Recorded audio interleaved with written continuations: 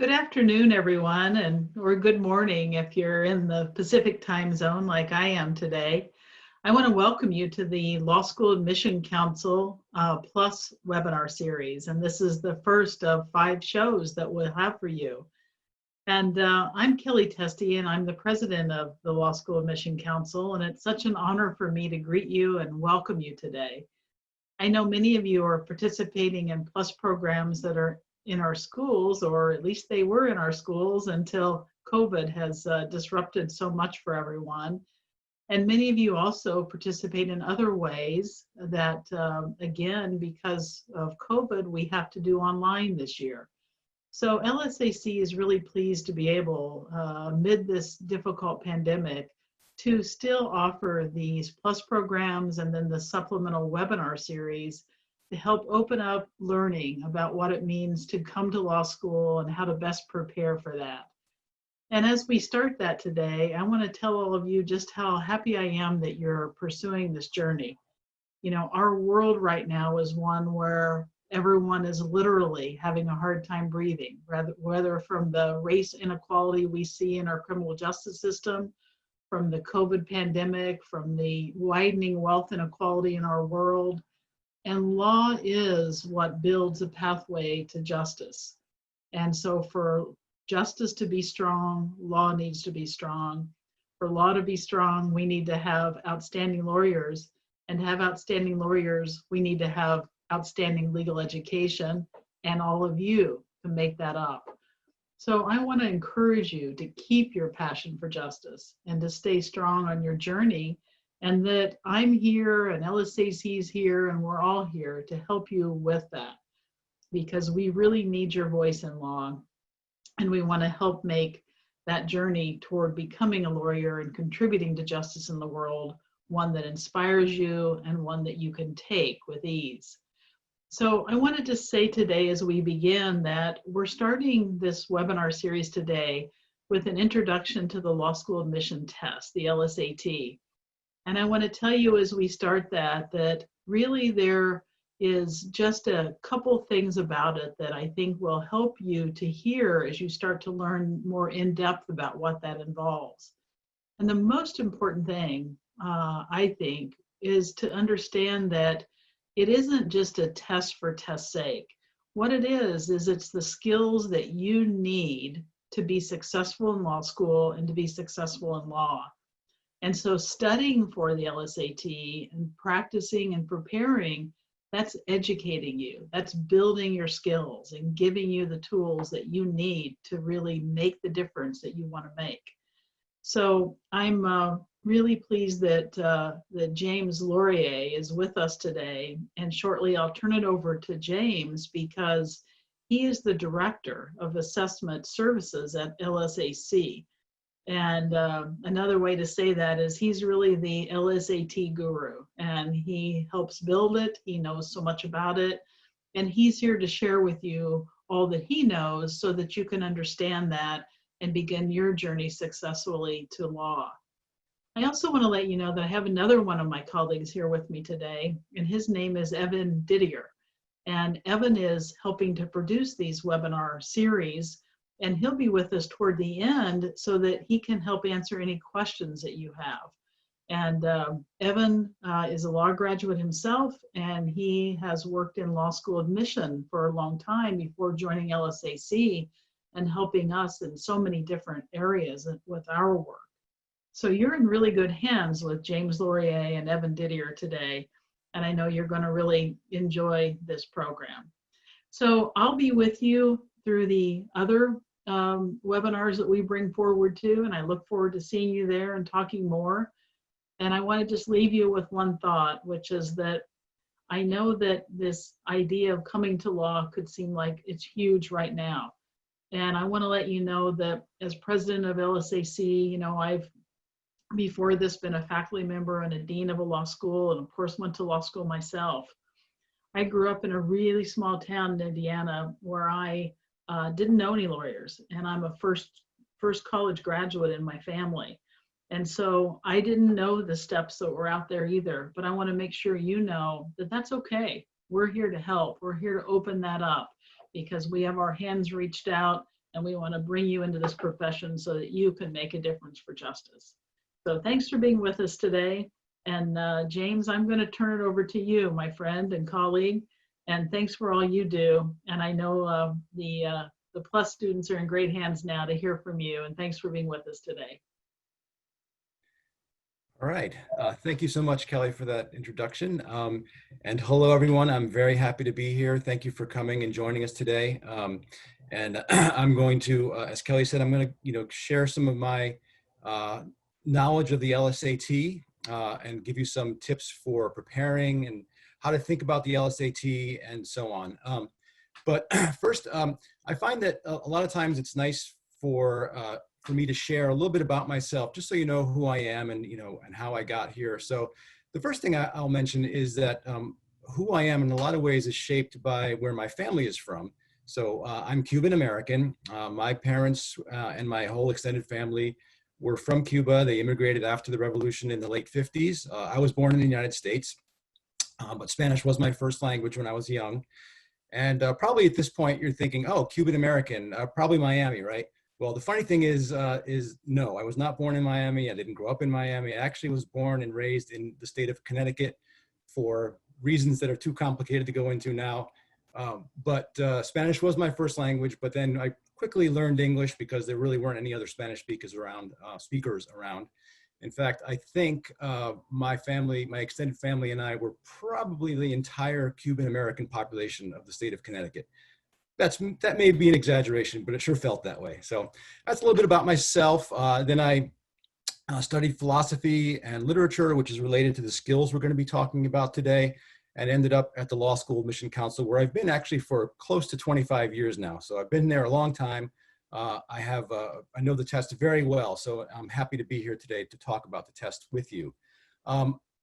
Feel free at any point to, if you have questions, to type them into the Q&A feature of Zoom. We'll take the questions at the end, but they'll all be there. And at the end, after I finish the main part of the presentation, we'll definitely get to as many of the questions as we can.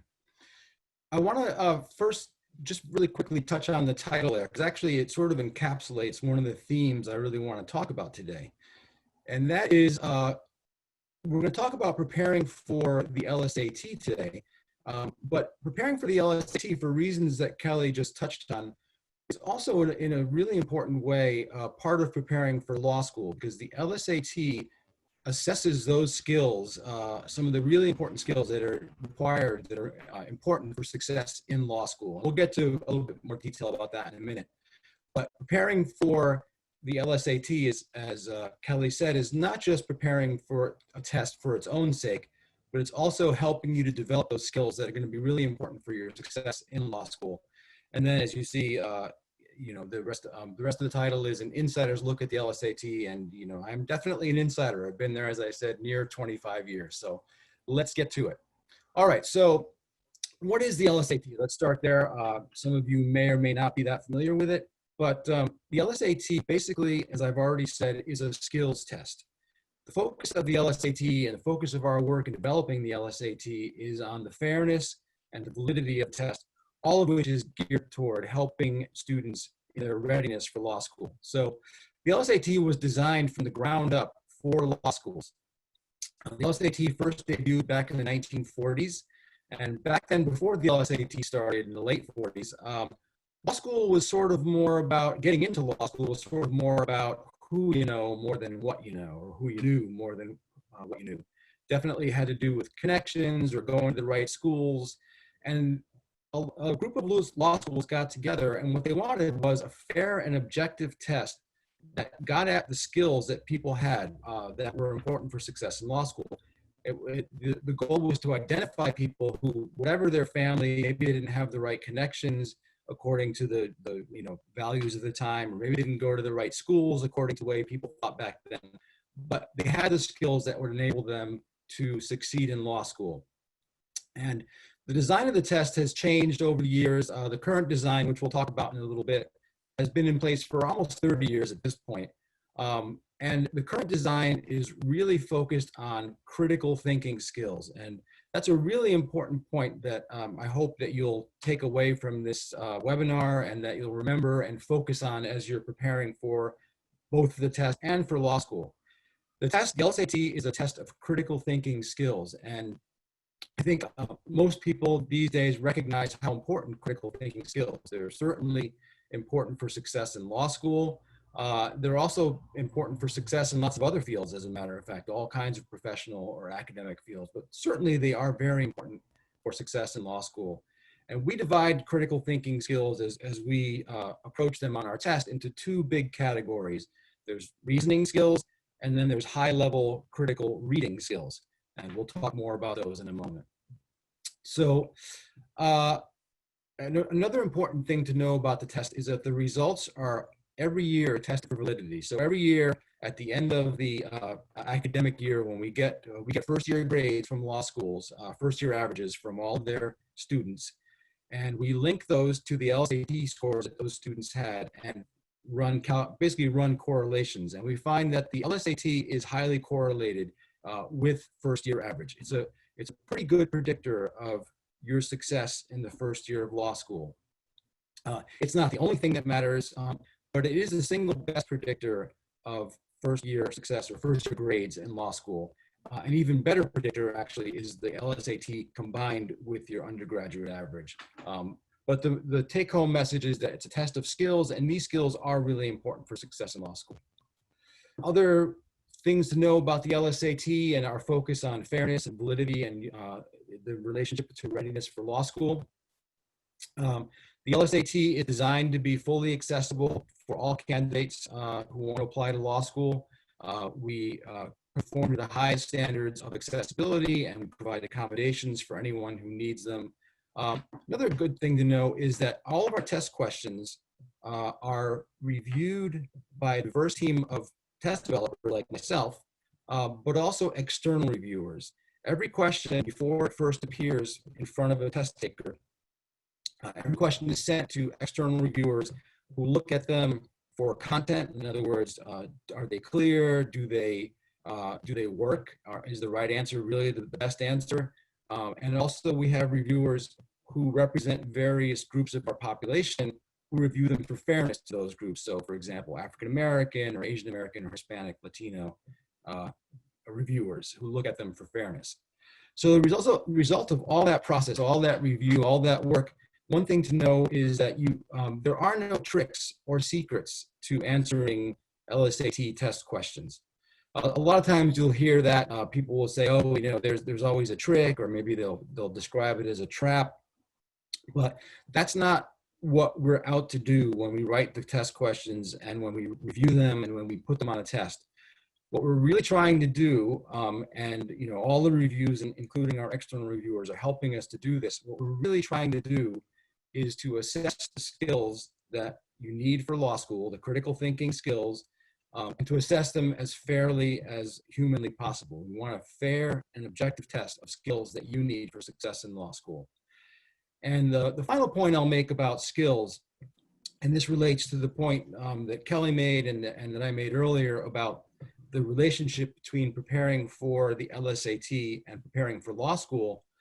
A really good thing, a good way to think about skills is skills are something that you have that are strengthened and improved through use. So just to make an analogy, if I want to improve my skill at, let's say, playing soccer, and by the way, I have zero skill at playing soccer, but you know the answer. If I want to get better at playing soccer or start to get good at playing soccer, let's say, I need to practice and I need to play. I need to use those skills. Same thing with critical thinking skills and with high-level critical reading skills. In order to strengthen them, you have to use them. Preparing for the test is actually one way to do that, and we'll talk a little bit more about that lately. But even before that, especially if you're a little bit earlier in your academic career, if you're in your first, second, or third year, let's say, and you're not taking the test soon and not applying to law school immediately, a great thing to do if you want to go to law school is to take courses in your undergraduate program that require you to use those skills at a high level. Take courses that require reading lots of difficult texts. Take courses that require reasoning. That can be philosophy, certainly, but it can also be history, economics, it can be all kinds of things. But use those skills, challenge yourself with those skills, and that's a great way to get stronger with those skills, to make them stronger and to be prepared for law school and for the test too. So let's, maybe this is a good point since I mentioned where people might be in their undergraduate programs. Can we launch the first survey, which asks about when you think you are, might apply to law school? Looks like the largest group is people planning to apply within the next 2 years. So definitely you've got time to work on those skills in an academic context, taking classes, using those skills. You can also even do it on your own time, of course, reading difficult texts or using your reasoning skills. Then the next largest is it within the next year, so fall 2021, which means you still have a year to both prepare for the test and to hone those skills and strengthen them. And then the rest are 3 years or even more, which is great. You have lots of time. Definitely use that time to strengthen those skills by using them, as I was saying. Okay, thank you. Great. So let's talk about the LSAT format, what's on it, what it looks like, and how we get at those skills that I was talking about. So this, by the way, this slide talks about the standard LSAT. As you may have heard, right now during the pandemic, just like everything else, our testing has been disrupted by the massive changes that are overtaking all of us right now, schools and everything else. So there's a different version of the LSAT that's running right now, which I'll talk about on the next slide. But first, I'll just talk about the standard LSAT, which we hope at some point we'll be able to get back to. So the standard LSAT is about a 3-hour test. In those 3 hours, you take 5 multiple choice sections. 4 of those multiple choice sections are scored, okay, and they add up to a total of about 100 to 102 scored multiple choice questions. One of those sections of the 5 that I mentioned, one of them is unscored, and that's a section where we try out new questions and collect data on how difficult they are and whether they're working as intended and so on. Part of the LSAT is also an unscored writing sample. I'll talk in more detail about it later, but the thing to know for now is that it used to be part of the testing day when the LSAT was on paper.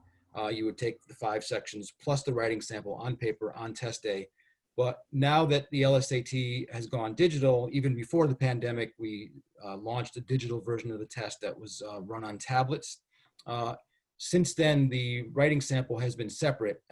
You schedule it at a time of your own convenience and take it online from the comfort of your home. So the 4 scored sections are in the colored boxes down below. We have 1 section of reading comprehension, which as you may imagine, it gets at the high-level reading skill we were talking about. 2 sections of logical reasoning and 1 section of analytical reasoning. And again, the writing sample is offered separately online.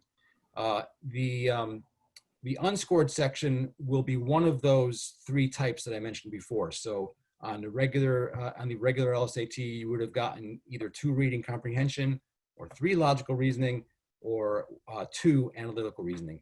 And I'm going to go over what those sections look like in a minute. But first, let's talk about the LSAT Flex. So the LSAT Flex is what we're offering now during the pandemic when it's really not feasible or safe to deliver the test in test centers, which is what historically we've done, of course. When it was on paper, it was always on in test centers. And even when it went digital and it was delivered on tablets, we did that in test centers. So now, instead, we're offering a version of the test that we call the LSAT Flex. The LSAT Flex is done online. You take it from home with a remote proctoring system that's run by ProctorU, which you may or may not be familiar with from your schooling. So again, it's done from home. You schedule it from home and you schedule a time. The test is now about 2 hours long and there are no breaks. When I was talking about the regular LSAT, I mentioned there are 5 sections. There was a break after the 3rd section before the 4th and 5th. In the LSAT Flex setting, there is no break. You take 3 sections, 35 minutes each, which was the case on the standard test. The sections are just the same as we used on the standard LSAT, but there are 3 of them instead of 4.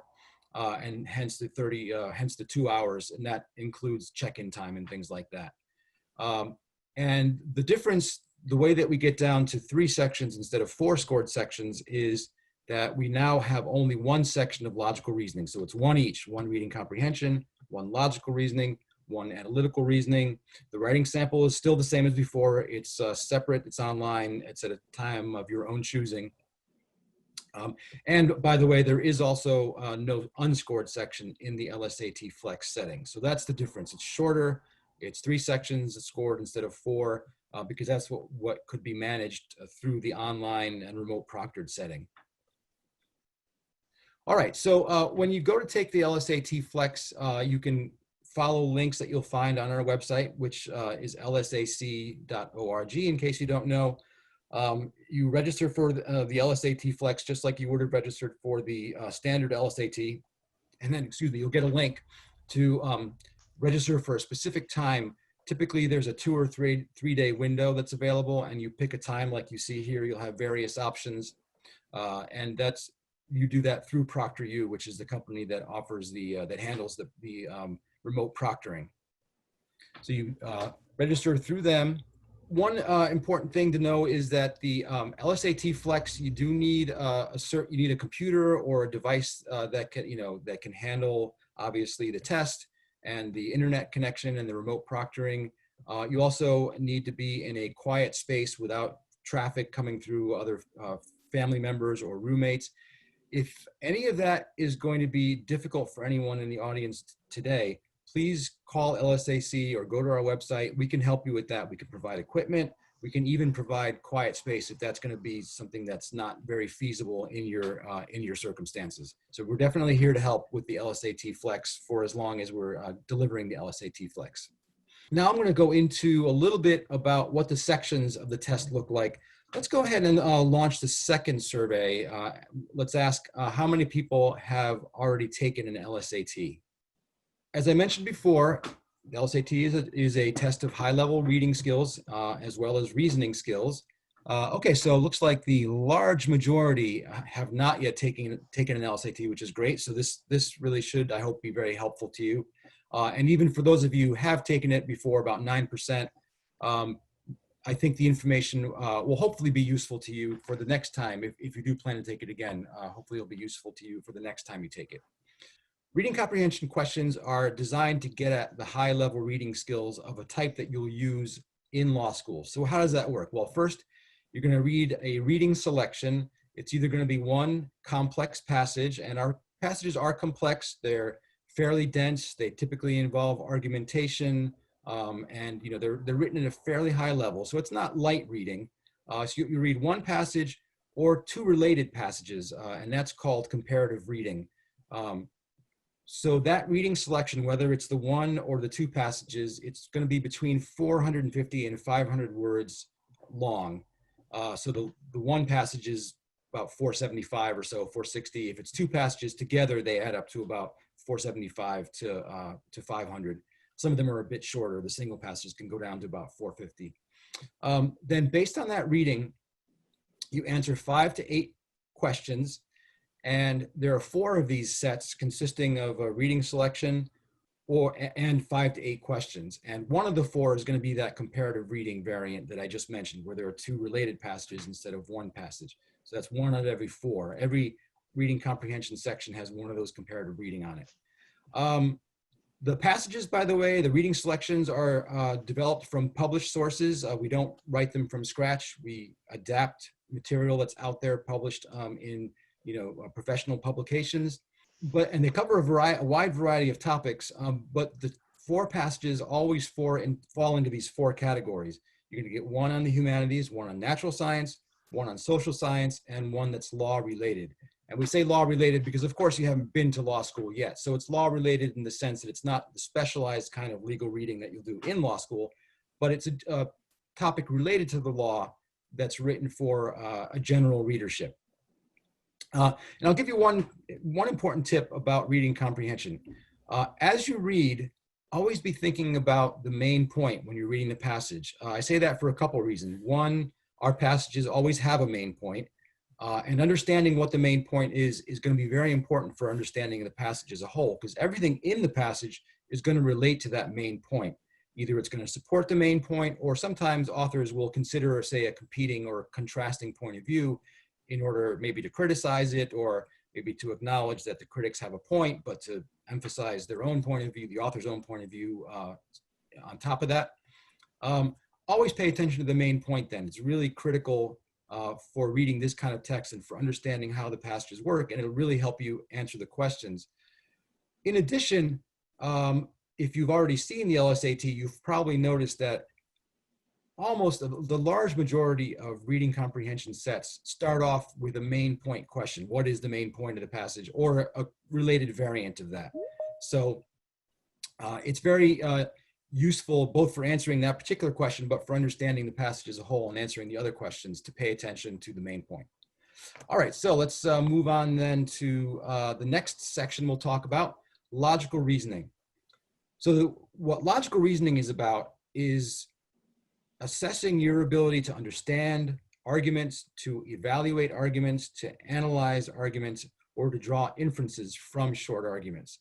So basically, this is a section that's focusing on argument analysis. And by argument, by the way, of course, I don't mean argument in the sense of two angry people yelling at each other. I'm talking about argument in the logical sense, which I'll talk about in a moment.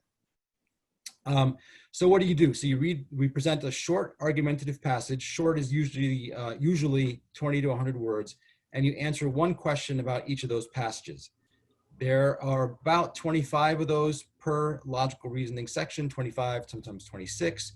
So that means that on the standard LSAT, you'd get about 50 of those questions in the two sections, whereas on the flex, you'll answer about 25 of those questions in the one logical reasoning section. We also draw these arguments typically from published sources that we find, out in newspapers or magazines, on the internet, journals on the internet, that kind of thing. And they can cover all kinds of topics, basically any kind of topic where my colleagues or I can find an argument in a published source, we'll use it. And so that can include politics or government, economics, medicine, psychology, or natural sciences, education, philosophy, even literature, anything like that. We can cover any topic where people will be advancing an argument. And the formats can be, they can be presented in various ways. They could just be a straight excerpt from an article. It can be an editorial or an excerpt from an editorial, or a letter to the editor. Sometimes there are dialogues that we have two speakers who are disputing some point between each other, or they can even be in the form of an advertisement. And in every one of those cases, there'll be some kind of argument there. Now, a really important thing to know about logical reasoning, as actually for the whole, the test as a whole, is that you don't need to have any training in logic, formal training in logic or symbolic logic or anything advanced like that. This argument analysis that takes place in logical reasoning, and the reasoning on the test as a whole, is the kind of reasoning that anyone who's gotten and is getting or has gotten an undergraduate degree has learned how to do. That said, however, I do emphasize that it's important to know certain key terms that I know you've heard before, but it's important to be really familiar with them. And that's in that last bullet there. So argument, as I was just talking about, in the logical sense, we assume that you know what argument means, and we'll use that in the questions without defining it. And what is an argument? It consists of some of those terms that follow. An argument basically is a series of statements which are called premises, and those premises support an additional statement called a conclusion. So in other words, the premises provide logical support for the conclusion. The conclusion, by the way, it's called a conclusion, but it doesn't have to be the last sentence. An argument's conclusion can appear anywhere in an argument. It could be the first statement in an argument, and the premises could follow. Inference, by the way, is the process, the logical step of getting from the premises to the conclusion. That's called an inference. And then finally, we'll also ask you about assumptions. In the context of argument and argument analysis, an assumption is basically a premise that's unstated. So a lot in our everyday use of arguments, we'll often do that. We'll have an argument and we won't state every premise explicitly. I always like to use this example in my presentations about the LSAT. It's in honor of a family dog that we used to have, who Sadly, we had to put down a number of years ago, but he's fondly remembered in this example. So the very simple argument, it's basically Kipper, that was his name, Kipper. Kipper is a dog, therefore Kipper is a mammal. So the conclusion, by the way, is signaled by that word, therefore. Kipper is a mammal. There's one premise that I stated, Kipper is a dog. So there's a missing premise. You don't know that Kipper is a mammal just from knowing Kipper is a dog, unless you supply the missing premise, which is an assumption again. And I think you all probably did that as you heard my argument automatically, because it's something we do all the time. The assumption, the missing premise is, of course, all dogs are mammals. All right, good. So let's talk a little bit about analytical reasoning. This is the third type of section. You get one of these on the standard LSAT, also one, of course, on the LSAT Flex. Analytical reasoning questions are designed to test your ability to deal with a system, a scenario, and a set of rules is applied to that scenario. And it just deals with your ability to draw conclusions about what the rules or what the conditions, what conclusions you can draw about those rules as they're applied to the scenario. So the rules might require certain things to be done. They might prohibit certain things to be done, or they might allow certain things without actually requiring them. So analytical reasoning, it's presented in sets, kind of like reading comprehension. You read a short passage of up to 130 words that describes a scenario, and then following that is the rules that apply to it. And then based on the scenario and the rules, you'll answer 5 to 7 questions about the rules and what conclusions can be drawn as they're applied to the scenario. The scenarios involve various kinds of relationships, such as above or next to, spatial relationships or temporal relationships, before and after, or group membership. You can have a scenario where there are employees of a company who are being assigned to various committees, and then there are rules about who can serve on what committee, or what people can serve together or can't serve together on a committee, and so on. And then there are 4 of these per section. So all this sounds fairly abstract, and this is something that if you're not familiar with the test, you probably may not have seen before. So I'm going to talk later on about where you can look at some free LSATs, and probably the best thing to do to familiarize yourself with this is to go to lsac.org and go to the link that I'll share with you later, and you can look at some free examples of analytical reasoning. All right. So those are the multiple choice sections. Those are the 3 types. Those are the scored. Those are the scored sections. Again, 1 of each on Flex. In the standard LSAT, you got 2 logical reasoning, 1 reading comprehension, 1 analytical reasoning. Now let's talk briefly about the writing sample. As I mentioned before, the writing sample is something that you schedule separately from your multiple choice test at a time of your choosing. It's available 24/7, 365. However, one thing to be aware of is that you have to have a writing sample completed and on file in order to receive your score from the multiple choice test. So you want to basically take it right around the time that you take the multiple choice test if you want to see your score right away. And if you want, and also you need to have that writing sample on file in order to have your score reported to any school that you want to apply to. So the writing sample is not scored, but we do send a copy of your essay to each law school that you apply to. What it consists in is you're given a fictional scenario. You're going to decide between 2 proposed options that you have, and you have to argue for one option over the other based on certain criteria that you'll receive and based on certain facts that fit into the criteria. Either option is good. There's no right answer. You can pick either option and write a good argumentative essay in favor of the option you've chosen. The point is not that there's a right answer, but rather just to show law schools that you can write clearly and that you can construct an argumentative essay where you argue persuasively for one option using the criteria that you have and using the facts that you're given. It's 35 minutes long. Again, it's online at a time of your choosing. So although it's not scored, it is important to take it seriously because the law schools that you apply to will see your writing sample. So a little bit more information about the writing sample. On the right there, you'll see what the display looks like when you're taking the writing sample. You have a prompt on the left that shows you what the scenario and the criteria are, the bulleted things there, and then the facts are in the paragraphs, the 2 paragraphs toward the bottom, and then you write your response in the box on the right. The interface that you're using when you take the writing sample has some basic word processing functions like spell check, cut, copy, and paste. And it also has accessibility features. You can change the font size, you can zoom, and it even has speech to text compatibility. So it is fully accessible. Okay, so I'm going to talk now about some suggestions for preparing the test, and then we'll be able to get to questions that people might have. Let's launch the final survey asking how many of you are familiar with the Khan Academy LSAT prep platform. Khan Academy is a great resource that LSAC, we launched about 2 years ago now.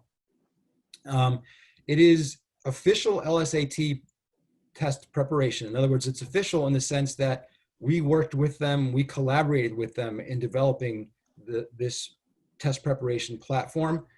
So there are other preparation modes out there. Okay, great. Looks like about almost 2/3 of people have heard of the test prep platform on Khan.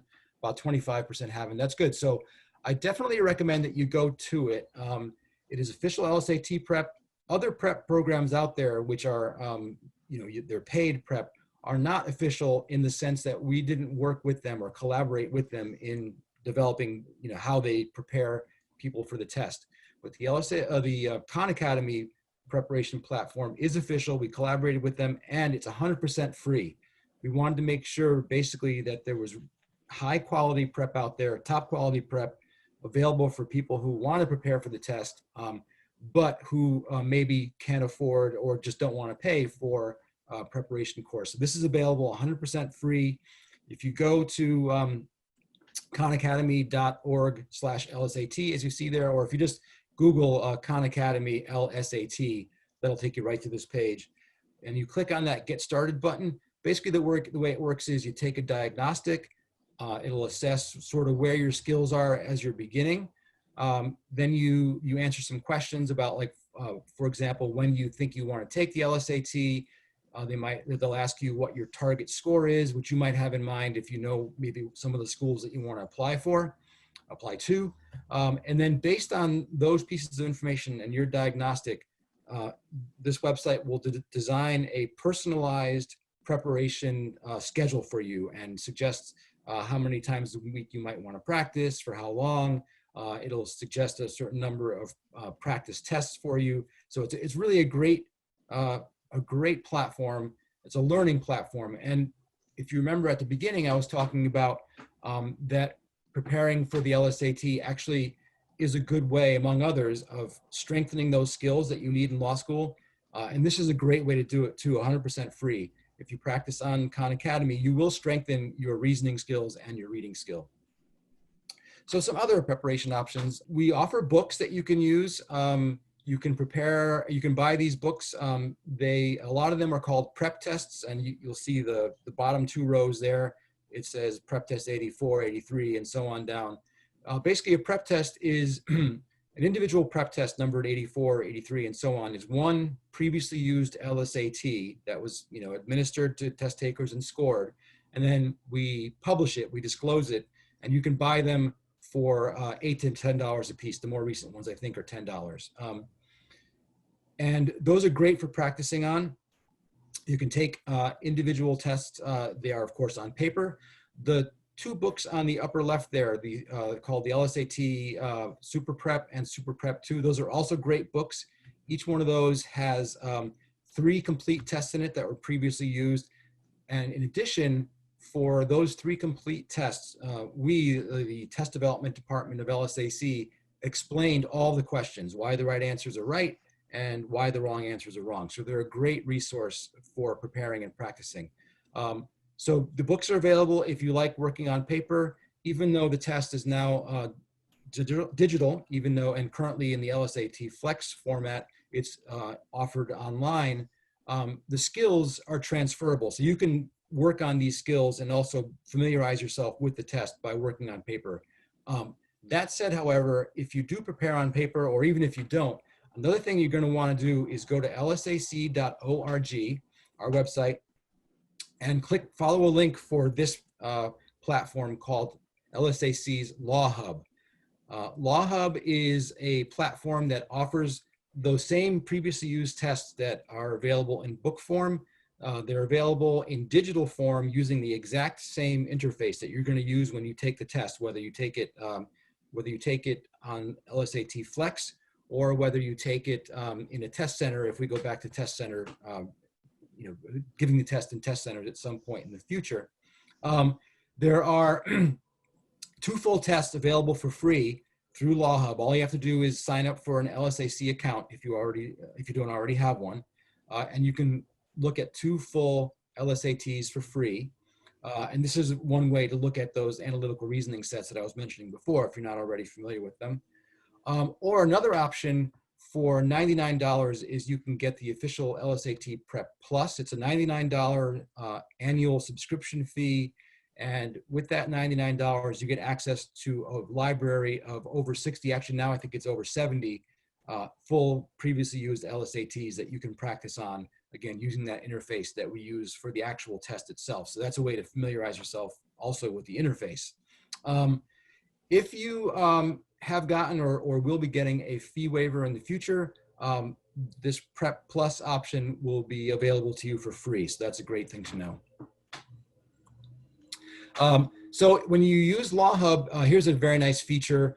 If you see at the top there, it says choose mode, and then there's 2 sort of side-by-side buttons there. There's self-paced mode and exam mode.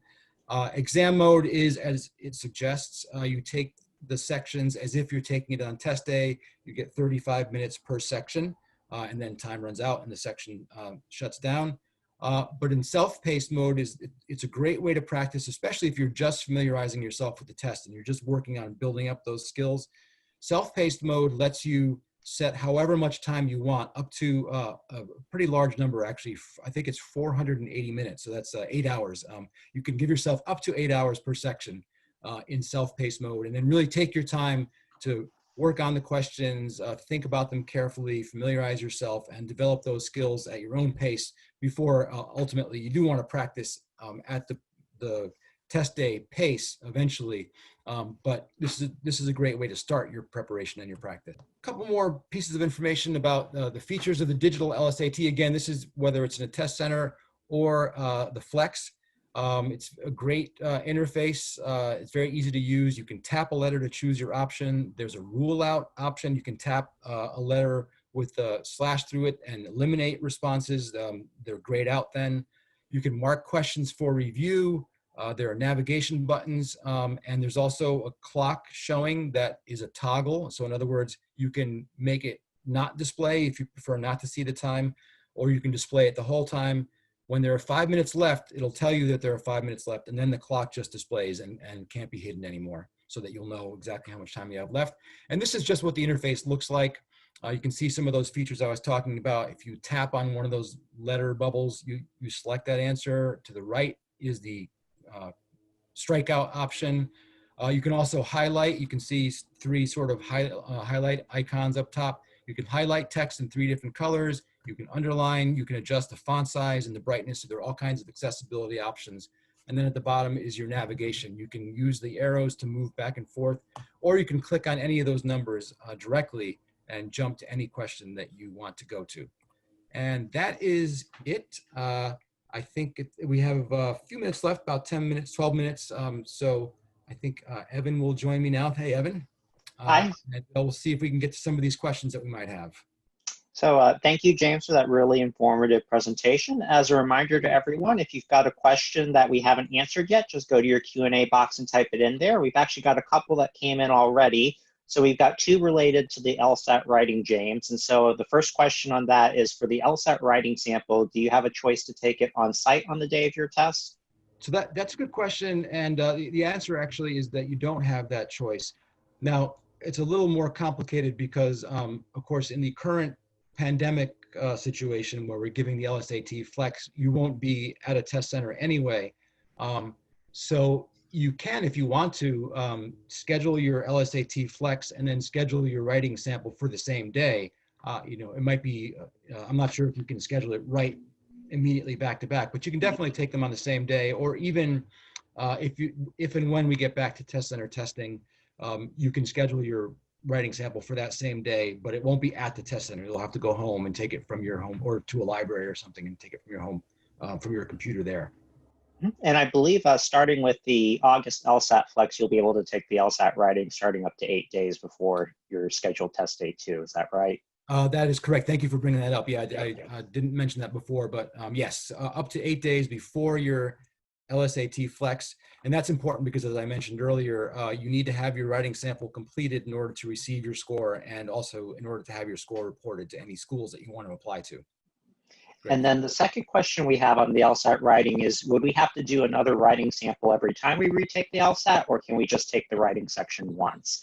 And I guess for the maybe 9% of people who've taken the LSAT before, if I did a paper and pencil one, is that okay too? So yeah, those are great questions. So it actually used to be the case when it was a paper and pencil test and the writing sample was given at the test center on the same day. Every time you took the multiple choice LSAT, you also had to take the writing sample. That was part of the test day, the whole testing session. So one benefit of this new system where you take the writing sample separately online is you can take it more than once if you want to. Every time you register for a test, it includes eligibility to take the writing sample in the cost of the test, but you don't have to. All you need is one writing sample on file, and you're all set. That's all you need for it to be sent to the law schools. It's all you need to get your score and to have your score sent to law schools. So if you're happy with your first essay, you're all set and you don't ever have to take it again unless you want to. And so we have a couple of questions related to fees. So the first question here is, just for clarification, the Law Hub test prep, that is $99 for subscription. Is that free for everyone? So it's free. Go ahead. Yeah, it's free for if you have a fee waiver. So it does depend on whether you get that fee waiver. If not, then it is $99. Yeah, and then I guess a related follow-up question is, how much does it cost to take the LSAT, and would that be included with a fee waiver if there is a fee waiver granted? Yes. So the LSAT costs $200. That's the registration fee. Again, that includes the eligibility for the writing sample, so there's not a separate charge for the writing sample. And a fee waiver, if you do get a fee waiver, includes, Evan, correct me if I'm wrong, I believe it includes actually 2 LSATs. It does, yeah. Yes. So you actually get eligibility worth $400, 2 LSATs if you get a fee waiver, plus the subscription to Law Hub, the Prep Plus. And you also get 6 free law school reports to send to law schools with your scores and transcripts. Although we'll talk a little bit about the webinar next week that we'll be having, so we'll cover that in greater detail there too.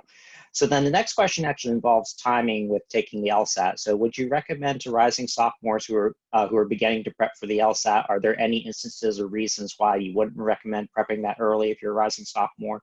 That's a good question.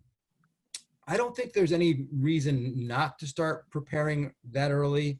I will say, I think when you're earlier in your career, like if you're a rising sophomore, as the questioner is, I would say don't focus excessively on preparing for the LSAT. It is a good way to build those skills that we were talking about, reading and reasoning. And also you do want to be familiar just with the format of the test before you actually go in to take it. But I think it's equally important, or maybe more important, to build those skills more generally just by doing challenging coursework. And also you can do it on your own, as I mentioned before, just reading some high-level texts, books or whatever, articles, and using your reasoning skills in various ways, including in coursework. That said, however, yeah, there's definitely no harm in starting early. And certainly if you start now and you take it, say, in 2 years when you're a senior, or maybe 3 years after you've graduated, you'll certainly be familiar with the test by then, which is, can hurt. And so actually a related question to that too. So what type of reading material would help someone prepare for reading on the LSAT? That's a great question. Basically, there's no single right answer to that. It's basically any kind of reading material that's high level and complex, similar to what is on the test, but also similar to what you're going to be reading in law school, because law school does involve a good amount of reading, and it's not light reading. It can be quite challenging. So that includes basically any coursework that you can do that involves assignments of a good amount of reading, challenging reading. If you're going to read on your own, I think you can read almost any kind of books on almost any kind of topic. We don't have fiction on the LSAT, so you probably want to focus a little bit more on nonfiction, although reading fiction does also help build reading skill, even though it's not as directly related. But you might want to read books on all kinds of topics, history or just other nonfiction books. For publications, some of the ones that are similar to what we use on the test would be publications like The Atlantic, The Economist, The New Yorker. So these are the New York Review of Books or other book reviews. These are publications that are sort of general interest. They're not written for specialists. They're not written for academic specialists in a field, like biology journals for biologists, or literature journal for literature scholars. They're written for a general audience, but they're written for a general audience that has at least a college level of education. So it's written at that level that you'd expect it to be able to handle when you go to law school. So any of those. And so also related to preparing for the LSAT, so is there any sort of undergraduate majors or undergraduate courses that you would advise students to consider taking to help prepare themselves for the LSAT outside of specific test prep courses? Yeah, that's a great question. There is no major that you have to do in order to go to law school. As you know, certainly law schools don't require you to have a particular major to apply and get in and study law. So I think the most important thing is just those characteristics that I was talking about before. You want courses that challenge you, that require high-level reading, that require reasoning. One specific thing I'll mention, which is not a requirement, but can help, especially if you're not that familiar with the kind of argument analysis we were talking about before, where you're talking about identifying assumptions or identifying conclusions versus premises.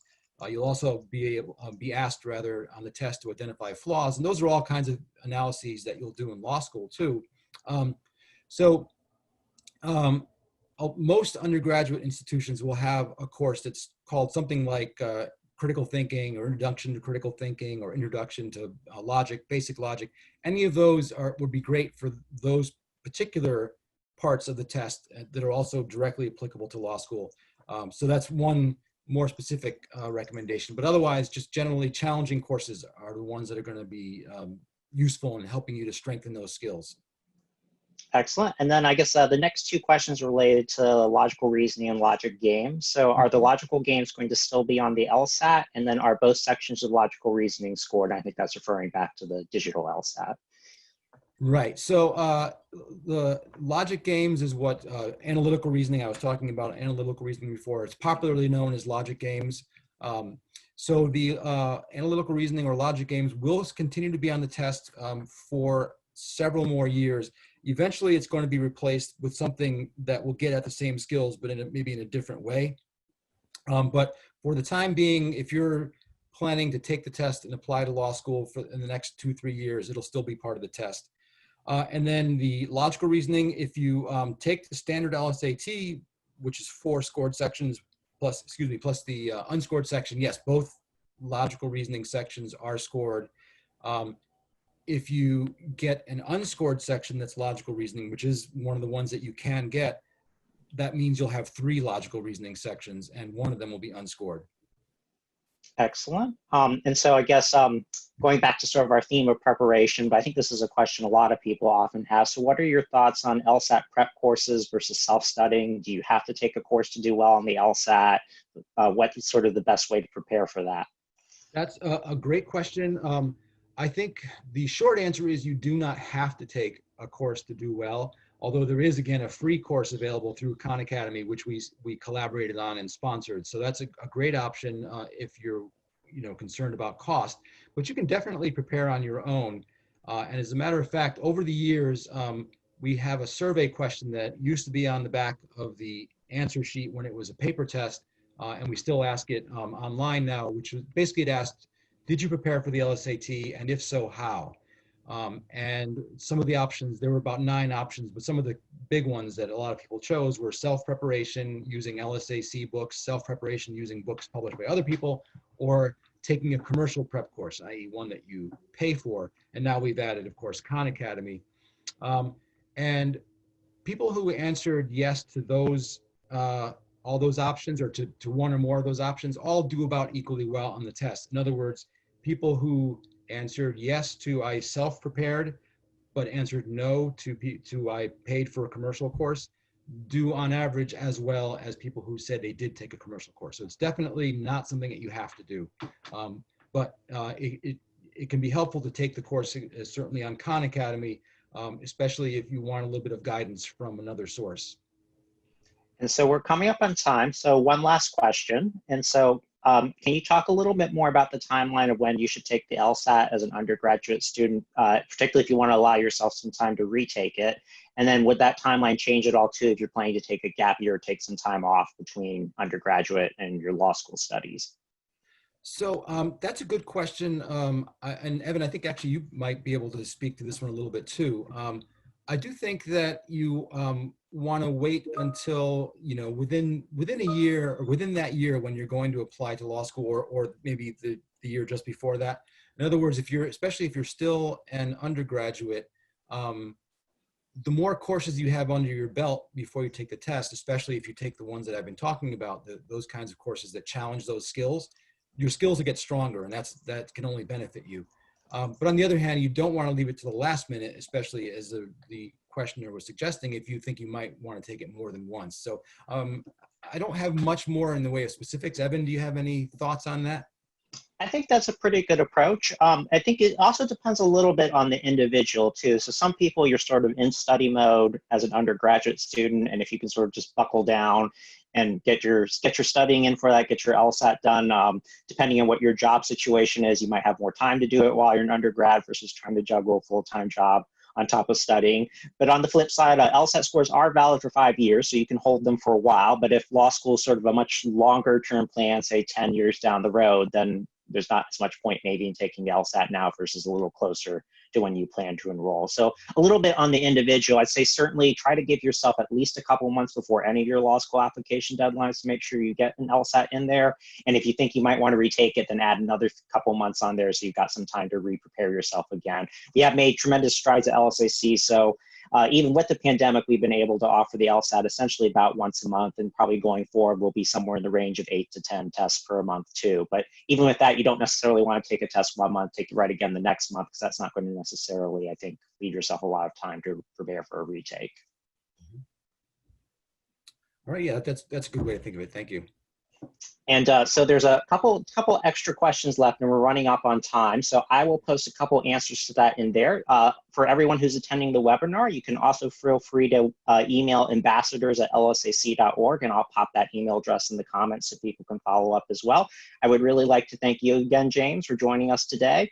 And then for everyone who's attending the webinar today, we'll actually have a law school admissions webinar next Wednesday. That'll be at 1 p.m. Eastern, 10 a.m. Pacific. You should get the email invite within the next few days on that. So definitely keep a lookout. You'll also get a post-webinar survey link from this webinar, so you can fill out your evaluation, let us know your comments, areas you like, any areas of improvement we can include for future webinars. And I just really wanted to thank you all for joining us today, and we'll look forward to seeing you at the next webinar.